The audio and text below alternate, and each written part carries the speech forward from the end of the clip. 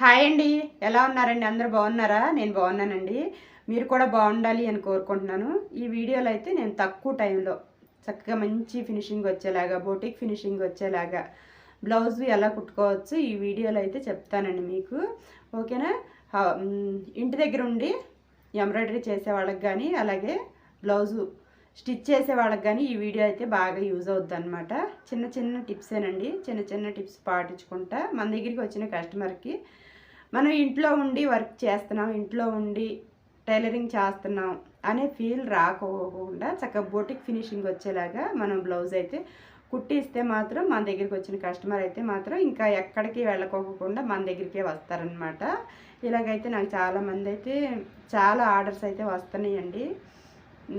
అయితే నేనైతే మాత్రం ఇంట్లోనే ఉండి బొటిక్ ఫినిషింగ్ ఇచ్చుకుంటా చక్కగా ఎటువంటి షాపు పెట్టుకోకుండా, నేను ఎటువంటి అద్దులు పే చేయకోకుండా ఇంట్లోనే ఉండి నేను టైలరింగ్ అండ్ ఎంబ్రాయిడరీ అయితే చేస్తున్నానండి. నాకు మాత్రం అయితే సరిపోతుందన్నమాట. ఇంకా అన్ సీజన్లోనైనా సరే నాకైతే వర్క్ ఉంటుందండి. అయితే ఇప్పుడు నేను మీకు కూడా చిన్న చిన్న టిప్స్ పాటించుకుంటా మనం చక్కగా తక్కువ టైంలో బ్లౌజ్ ఎలా కుట్టుకోవాలో ఈ వీడియోలో అయితే చెప్తానండి. ఓకేనా? వీడియో నచ్చితే మాత్రం ఒక లైక్ చేయండి. అలాగే మన ఛానల్ ఫస్ట్ టైం చూస్తే మాత్రం ప్లీజ్ సబ్స్క్రైబ్ చేసుకోండి. ఇగో నేను కుట్టిన బ్లౌజ్ ఎలా ఉందో ఒకసారి చూసేయండి.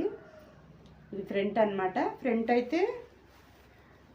అయితే మాత్రం నార్మల్ నెక్కే, డీప్ నెక్కే. బ్యాక్ అయితే మాత్రం ఇది ఇలాగా ఈ నెక్ మొత్తం కూడా పాట్ నెక్ కొలతలు. ఈ పైన మాత్రం బోట్ నెక్ కొలతలు అనమాట. బోట్ నెక్ అంటే మనం ఈ షోల్డర్ నుండి ఈ షోల్డర్ వరకు కొలత తీసుకోవాలి కదా. ఇక్కడ నుండి హ్యాండ్ దగ్గర ఈ జాయింట్ నుండి ఈ జాయింట్ వరకు కొలత తీసుకోవాలన్నమాట. అలా కొలత తీసుకోకుండా నేను ఓన్లీ అంటే నేను నార్మల్ బ్లౌజు, ఇలాంటి బ్లౌజు కుట్టడానికైతే మనం డీప్ నెక్ బ్లౌజు కుట్టడానికైతే ఎటువంటి కొలతలు తీసుకుంటామో అటువంటి కొలతలు తీసుకుని ఈ కస్టమర్కి అయితే ఇంతకు ముందు అయితే వర్క్ అయితే వేసాను అనమాట. వర్క్ వేసి నార్మల్గా స్టిచ్ చేశాను. అదే మెజర్మెంట్ నా దగ్గర ఉందన్నమాట. ఇప్పుడైతే మాత్రం ఇదిగో ఇలాగా బోట్ నెక్, పైనేమో బోటు, కిందేమో ఇలాగ పాట్ నెక్ ఇలా వచ్చి వర్క్ వేసి స్టిచ్ చేయమన్నారనమాట. అయితే నేను ఈ కస్టమర్కి అయితే మాత్రం నా దగ్గర ఉన్న మెజర్మెంట్ అలాగే ఉంచి నేను వేరే కొలతలు ఏమీ కూడా తీసుకోకుండా అదే కొలతలతో, డీప్ నెక్ కొలతలు ఉన్నాయి కదా ఆ కొలతలతోనే ఇలాగా పైన బోట్ నెక్ మనం కొలతలు ఎలా తీసుకోవాలో నేను ఒక వీడియో అయితే తీసానండి. ఆ వీడియో అయితే నేను మన టైలరింగ్ ఛానల్లో అయితే పోస్ట్ చేస్తాను, చూడండి. నచ్చితే మాత్రం ఒక లైక్ చేయండి. అయితే మన ఛానల్లో అయితే వీడియోస్ అయితే టైలరింగ్ ఛానల్లో అయితే పెట్టలేకపోతున్నానండి. వీలైనంత వరకు పెట్టడానికి అయితే చూస్తానన్నమాట. ఎందుకంటే నాకు ముఖ్యం ఏదంటే టైలరింగ్ అండ్ ఎంబ్రాయిడరీ అండి. ఇదైతే నాకు సెకండరీ అనమాట యూట్యూబ్ అనేది. అంటే దాంట్లో నాకు ఎటువంటి పేమెంట్ రావట్లేదు కదా. నా కుటుంబాన్ని పోషించుకోవడానికి నాకు ముఖ్యంగా కావాల్సింది ఏంటంటే కస్టమర్స్ అనమాట. వాళ్ళకి నీట్గా వాళ్ళకి నచ్చేలాగా ఎంబ్రాయిడరీ చేయడం, అలాగే స్టిచ్ చేయడం అనమాట. ఇంకా చిన్న చిన్న టిప్స్ ఏమన్నా ఉంటే నేను ఆ ఛానల్లో తక్కువ టైంలో అయితే పోస్ట్ చేస్తున్నానండి. అలాగే ఈ నెక్ కూడా మనం ఎలా కట్ చేసుకోవచ్చో ఈ నెక్ కూడా నేను వీడియో తీశాను, పోస్ట్ చేస్తాను. మీకు ఏమైనా ఇంట్రెస్ట్ ఉంటే Nagalakshmi tailoring and blog channel ఒకసారి చెక్ చేయండి. మంచి మంచి వీడియోస్ ఉంటాయి. మీకు నచ్చితే మాత్రం ఆ ఛానల్ కూడా సబ్స్క్రైబ్ చేసుకోండి. ఇప్పుడైతే మాత్రం చిన్న చిన్న టిప్స్ పాటించుకుంటా మనం తక్కువ టైంలో బ్లౌజ్ ఎలా కుట్టాలో ఈ వీడియోలో అయితే చెప్తానండి. ఇప్పుడైతే మనం వీడియోలోకి వెళ్ళిపోదాం. వీడియో నచ్చితే ఒక లైక్ చేయండి. ఇది కటింగ్ అండ్ స్టిచ్చింగ్ మాత్రం, ఈ నెక్ కట్ చేయటం స్టిచ్ చేయటం మాత్రం నాగలక్ష్మి టైలరింగ్ అండ్ బ్లాగ్ ఛానల్లో ఉంటుందండి.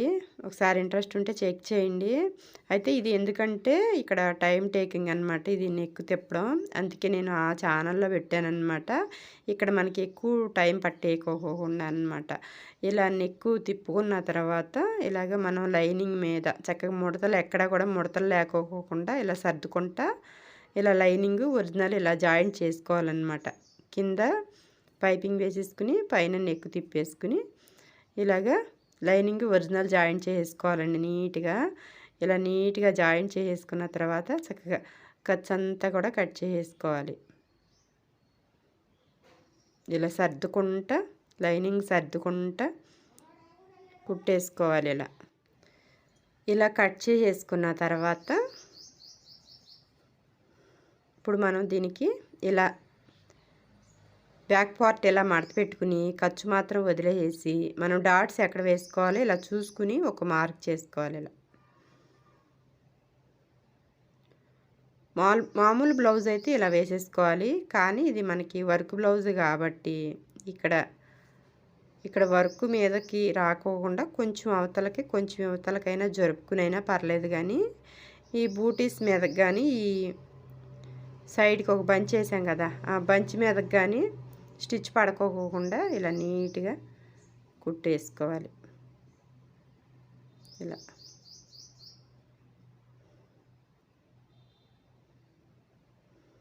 తర్వాత ఇటువైపు కూడా మనం అటువైపు ఎంత గ్యాప్లో వేసుకున్నామో ఖర్చు నుండి ఇటువైపు కూడా అంతే గ్యాప్లో కొలత వేసుకుని చూసుకుని ఎంత డాట్ కావాలంటే అంత డాట్ ఇలా నీట్గా వేసేసుకోవాలి, బూటీస్ మీదకి ఎక్కకోకుండా. ఆ తర్వాత ఈ డాట్స్ అణిగేలాగా చక్కగా డాట్స్ ఖర్చు వైపు తిప్పుకోవాలండి.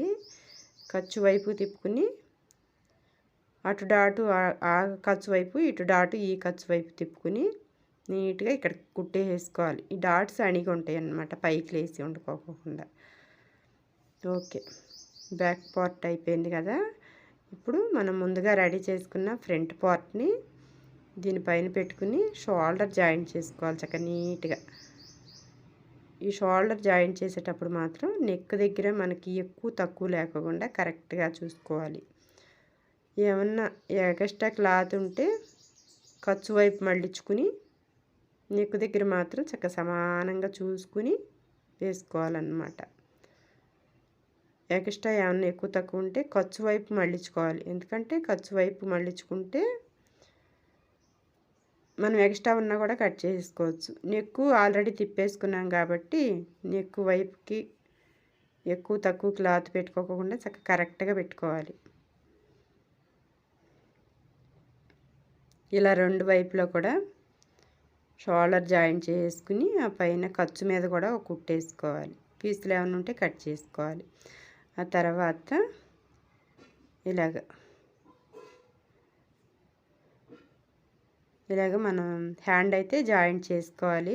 హ్యాండ్ జాయింట్ చేసుకోవడానికి కరువు ఎటువైపు తీసుకున్నామో చూసుకుని అక్కడ ఒక మార్క్ చేసుకోవాలి. అలాగే షోల్డర్ దగ్గర టక్స్ పెట్టుకున్నాం కదా మిడిల్స్కి, అక్కడ ఒక టక్స్ పెట్టుకుని అక్కడ ఒక మార్క్ చేసుకుని షోల్డర్ దగ్గర ఉన్న టక్స్ అలాగే షోల్డర్ మీద కరెక్ట్గా కుట్టు ఉంటుంది కదా, ఆ కుట్టు మీదకి వచ్చేలాగా పెట్టుకుని ఇలాగ నీట్గా ఈ హ్యాండ్ కుట్టేసుకోవాలి.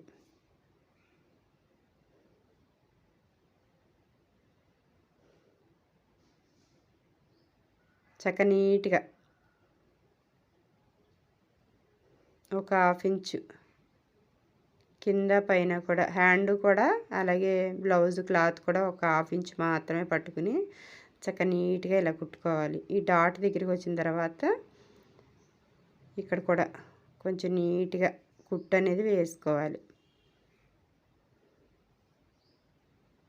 ఇలా మొత్తం కూడా కుట్టేసుకుని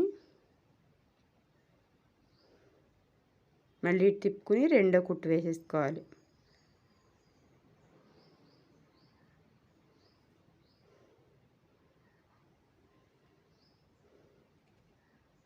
రెండు పక్కల హ్యాండ్ జాయింట్ చేసుకుని చక్కగా ఓవర్లాక్ కూడా నీట్గా చేసేసుకోవాలి. ఇలా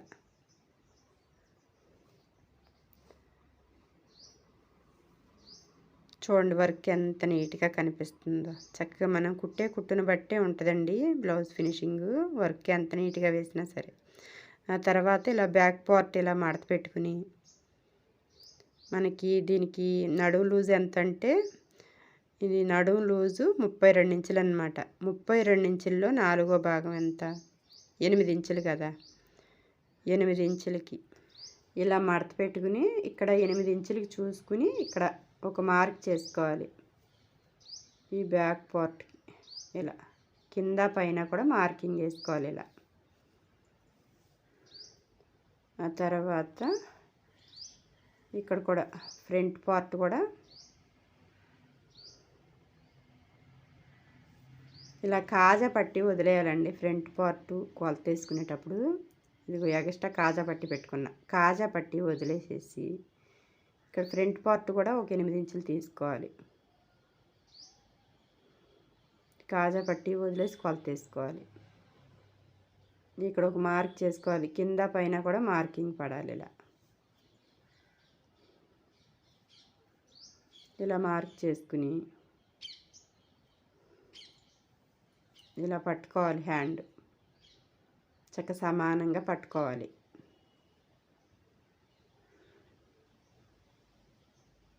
సమానంగా పట్టుకుని ఇలా పాదం కింద పెట్టుకుని ఒకసారి టేప్ తీసుకోవాలి. మనకి ఈ హ్యాండ్ లూజ్ ఎంతో ఒకసారి చెక్ చేసుకోవాలి. నేను బాడీ మెజర్మెంట్ తీసుకున్నాను కాబట్టి బాడీ మెజర్మెంట్ 11 ఇంచులు వచ్చింది. 11లో సగం 5.5 ఇంచులకి 5.5 ఇంచులకి పట్టుకుని ఇలా ఇక్కడ ఈ హ్యాండ్ చివర్లో ఇలా ఒక రఫ్ లాగేసి ఆ తర్వాత ఇలా చక్కగా నీట్గా సర్దుకుని చంక లూజ్ కూడా ఎంతో ఒకసారి చెక్ చేసుకోవాలి. చంక లూజ్ అయితే 8.5 ఇంచులండి. 16.5 ఇంచులు అన్నమాట. అందులో సగం 8.5. ఈ 8.5కి కరెక్ట్గా సర్దుకుని ఇలా పట్టుకుని వీలైతే ఇక్కడ ఒక మార్క్ చేసుకోండి. లేదంటే వేలుతో పట్టేసుకుంటే కరెక్ట్గా కింద క్లాత్ పైన క్లాత్ కూడా ఇలా నీట్గా సర్దుకోవాలి. ఖర్చు కింద పైన కూడా ఒకవైపే ఉండేలాగా చూసుకోవాలి. ఇది కిందక పైక మన ఇష్టం. మనకి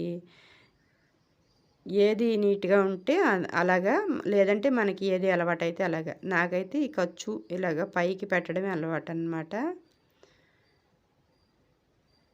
ఇలా పైకి పెట్టేసుకుని ఇలా చంక దగ్గర దాకా మనం మార్క్ చేసుకున్న దగ్గర దాకా కుట్టు వచ్చిన తర్వాత ఆ తర్వాత మళ్ళీ ఇది కూడా ఇలా సర్దుకోవాలి.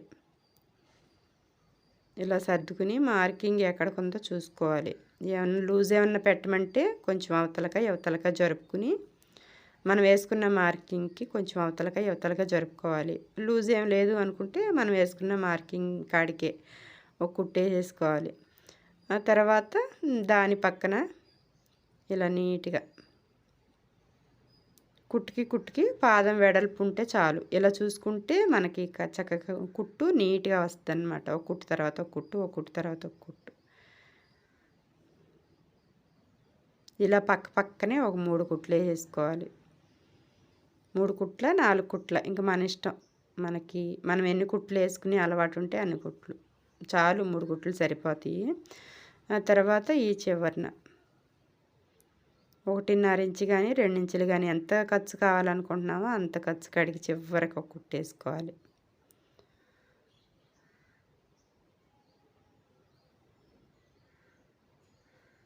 ఇలా ఒక కుట్టేసుకున్న తర్వాత ఈ ఖర్చు ఇలా కట్ చేసేసుకోవాలి.